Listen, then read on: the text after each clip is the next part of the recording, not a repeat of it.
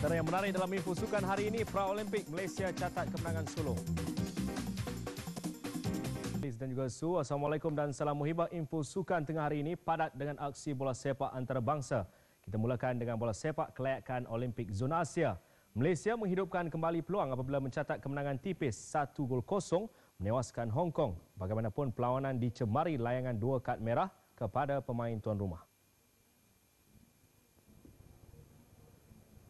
Kedua-dua pasukan yang belum mencatat sebarang kemenangan selepas 2 perlawanan sebelum ini amat terdesak mendapatkan 3 mata. Pasukan negara mendahului pada minit ke-24 menerusi Muhammad Amirul Haldi Zainal yang mudah melambungkan bola ke dalam gawang Hong Kong. Hong Kong yang terdesak terus tertekan apabila Siu Ki Chan dilayangkan kad merah selepas mengasari Muhammad Samsul Sabtu. Babak kedua, Hong Kong terpaksa beraksi dengan 9 pemain apabila Lin Pong Kwok melakukan kekasaran terhadap Ahmad Azlan Zainal dan dilayangkan kad merah.